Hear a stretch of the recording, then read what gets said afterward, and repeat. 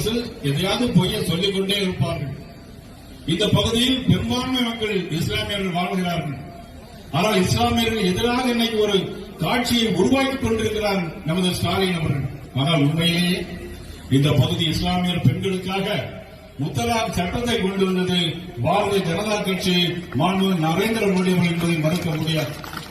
இஸ்லாமிய பெண்களுக்கு பாதிப்பு ஏற்படும் போது அதை பாதுகாப்பதற்காக முத்தலாக் சட்டத்தை கொண்டு வந்தார்கள். இந்திய குடியுரிமை சட்டத்தை கொண்டு வந்திருக்கிறார்கள். இது இஸ்லாமியர்களுக்கு எதிரான சட்டம் என்று சொன்னார்.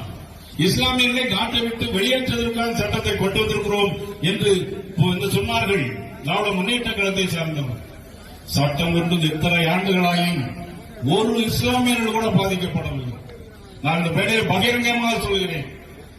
நீங்கள் முதலமைச்சராக இருக்கிறீர்கள் மதிப்புக்குரிய ஸ்டாலின் அவர்கள்.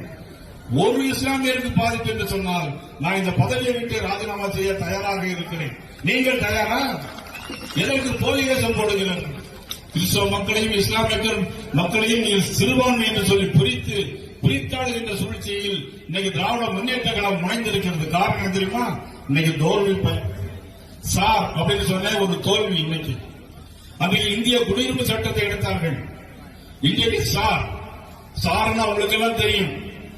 அண்ணா பல்கலைக்கழகத்தில் ஒரு பெண்ணை தனியா கூட்டிட்டு போய் பாலியல் பலாத்காரம் பண்ணிட்டு அது பிறகு சார் பேசுறாரு, நீங்க பேசுங்கன்னு சொன்ன பதபதிச்சு போயிட்ட பெண் அதோட புகார் கொடுத்து பார்த்தா திமுக கார். இப்ப பஸ்ல கொள்ளையடிச்சது யாரு? திமுக கார். அன்னைக்கு அண்ணா பல்கலைக்கழகத்தில் ஒரு பெண்ணை தனியா கூட்டிட்டு போய் பாலியல் பலாத்காரம் பண்ணது யாரு? திமுக கார்.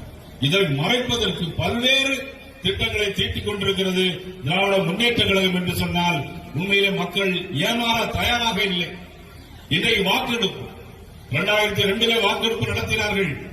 யார் யாரெல்லாம் வீட்டில் இருக்கிறார்கள், யாரெல்லாம் இறந்து போனார்கள், யாரெல்லாம் வெளியூருக்கு போயிருக்கிறார்கள் என்பதற்காக BLA 1 சட்டமன்றத்தின் அதிகாரிகள், BLA 2 பூத் லெவல் இன்சார்ஜ் இதை கண்காணிப்பதற்காக அரசு அதிகாரிகள்